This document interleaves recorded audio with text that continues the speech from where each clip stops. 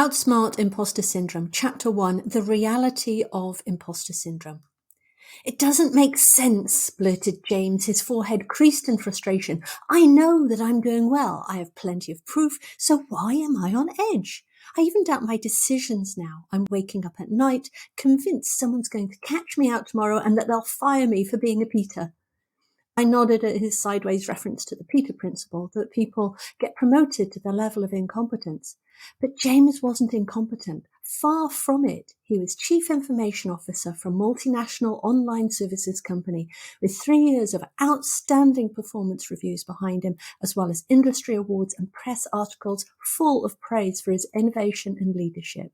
Instead of feeling proud and enjoying his evident success, however, James felt stressed, isolated, and confused by the disparity.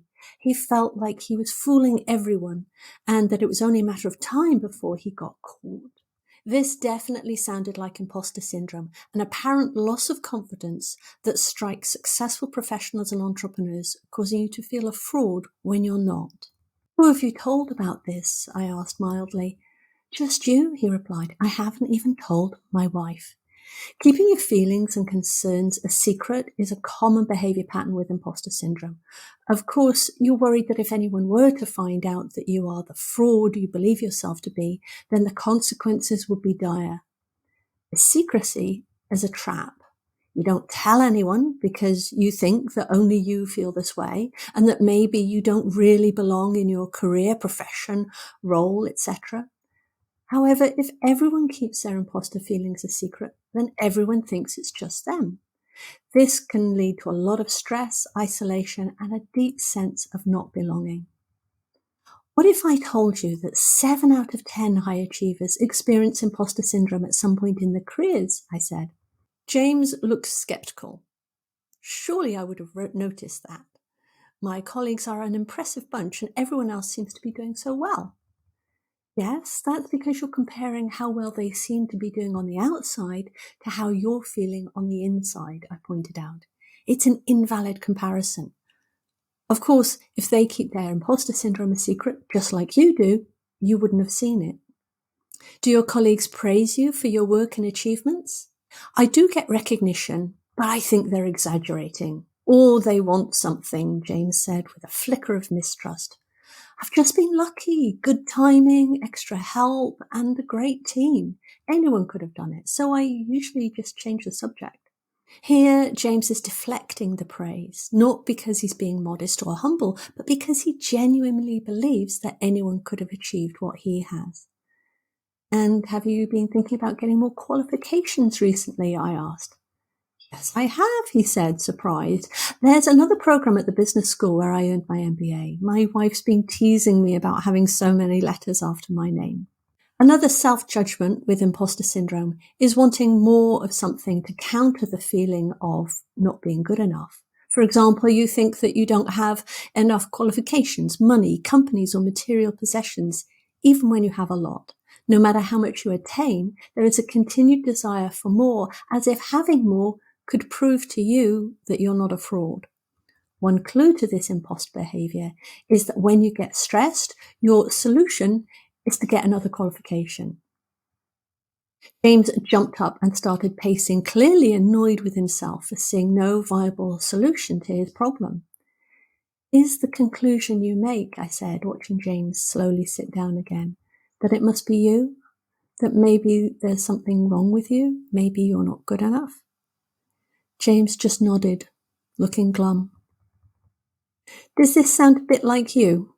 If it does, it's not surprising because, as I told James, 7 out of 10 high achievers experience imposter syndrome at some point in their career. You may see yourself in some of James's feelings and behaviors, although to a different degree. Everybody has their own combination of such behaviors. Or you may simply doubt yourself or doubt that you're good enough to be at the level that you've already reached.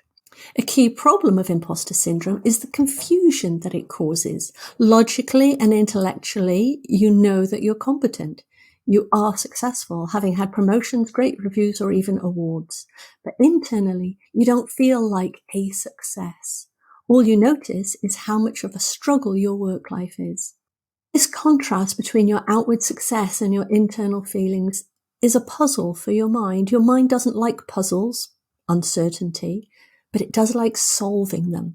To solve this puzzle, it falsely concludes that it must be me. Maybe I'm not as good as everyone else seems to think I am. I must be a fraud.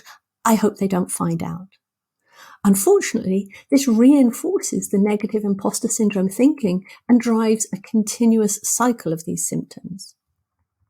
Outsmart Imposter Syndrome resolves this puzzling contrast and removes confusion, showing you how to break free from the unnecessary suffering of imposter syndrome, suffering that has the potential to ruin your career, your health, and your life.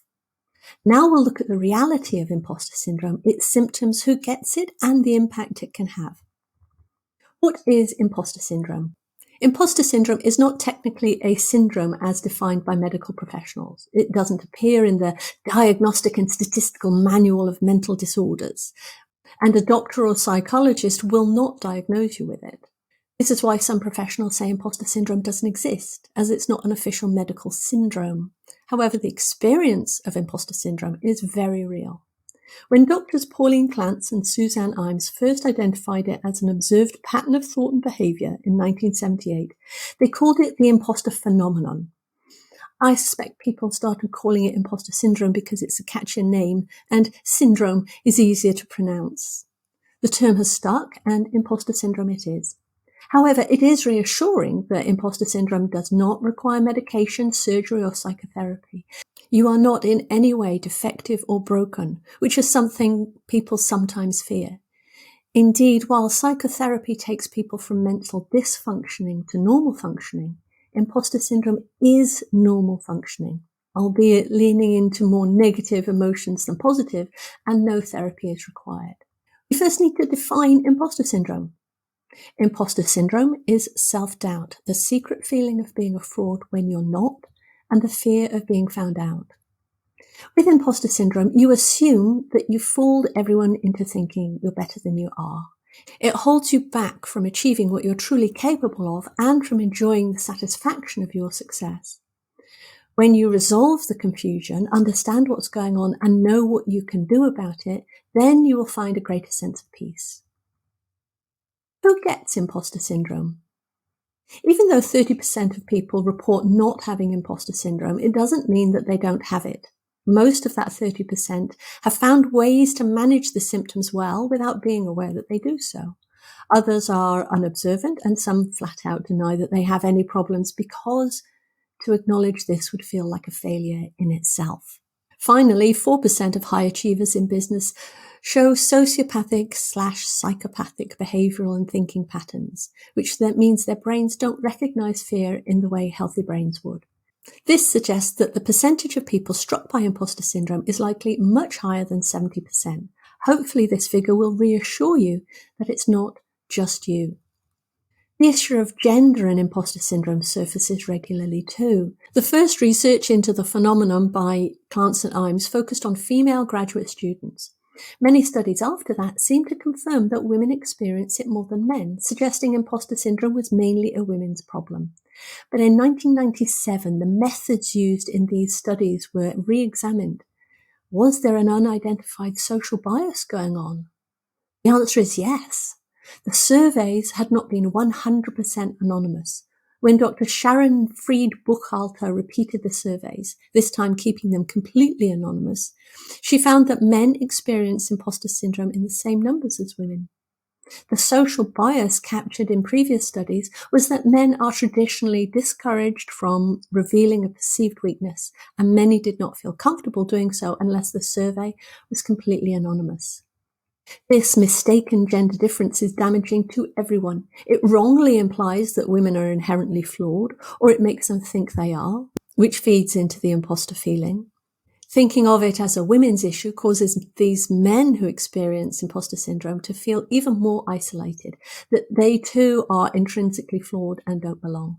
Despite this finding being nearly 30 years old, I still see people quoting old research and claiming there is a gender difference, and new studies being performed without the necessary anonymity. Impact of imposter syndrome. Imposter syndrome creates confusion isolation, anxiety, overwhelm, and exhaustion. It can lead you to quitting your job or even your whole career. The stress it creates is distracting. You lose focus and clarity, struggle to make sound decisions, lose productivity, and spend long hours overworking just to keep up. Worst of all, you think that these behaviors and stress levels are your fault, a result of some kind of character flaw or weakness. This means you don't think that there's anything you can do about it except hide it and hope nobody finds out. Few people realize that they are suffering with imposter syndrome and instead assume it's an inherent flaw in themselves. Even fewer people realize that there could be a solution to the problem. Imposter syndrome has a greater influence than just affecting your internal thoughts, feelings, and reactions. Its impact spreads like a ripple in a pond. It affects how you interact with your colleagues and your team, leading to poor communication, reduced productivity and creativity, and increased stress all around. It impacts your ability to switch off and be present with your family, and it eats into the time you spend with them too. I've even seen the tension this creates lead directly to relationship breakdown and divorce. At the highest level, imposter syndrome gets in the way of your contribution to your company, your community, and humankind. Some people assert that imposter syndrome is a superpower. That is, the stress and anxiety that imposter syndrome causes are somehow proof that you care deeply about your work or are just dealing with growing pains. They suggest you should embrace the discomfort and soldier on. I don't find this helpful. This is like trying to walk with a nail in your shoe. Every step is slow, painful, and difficult. Instead of embracing this pain to prove that you're tough, let's simply remove the nail and allow you to walk pain-free. And then you will naturally be at your best without unnecessary hindrance and suffering. Imposter syndrome symptoms. Imposter syndrome is comprised of the symptoms that you see and the root cause that you don't see. Most people only notice imposter syndrome indirectly from their stress levels and symptoms, which is confusing because the cause is not obvious. They can't see why stress or beliefs could possibly have such a big impact on their life and career, or why they should cause so much disruption and distress. Let's look at the imposter syndrome symptoms to get a full picture of the experience. The visible symptoms can be divided into 3 types: imposter syndrome thoughts, physiological stress, and imposter syndrome behaviors. Imposter syndrome thoughts include self-doubt, feeling not good enough, worrying about being found out to be a fraud, even though you're not. Overthinking and rumination like this sends stress signals to your brain, and your body responds by creating tension, anxiety, and overwhelm. To alleviate this physiological and emotional stress, you unwittingly resort to coping behaviors characteristic of imposter syndrome. These include procrastination, comparing, over-preparing, and perfectionism. However, these behaviors are distracting and unproductive. You criticize or judge yourself for doing them because you know they're holding you back or dragging you down. This self-judgment then reinforces the imposter syndrome thoughts. It's a cycle that continually feeds into itself. It is a complex issue, which explains why the myth has arisen that there is no way to solve it. Some people try to fix imposter syndrome by focusing on one type of symptom. For example, they experiment with mindset and affirmations for the imposter thinking, or they try habit change techniques for the behaviors. Despite being useful techniques for other situations, this one symptom approach has limited success for imposter syndrome because you need to break the complete cycle. That is, you need to tackle all 3 symptoms simultaneously. When you do, you'll start to feel lighter, calmer, and more in control than you have in a long time. Symptoms are not the real problem here. They are just what you can see. Once you've dialed down the symptoms, then you're ready to tackle the root cause of imposter syndrome and eliminate it for good. Real solutions.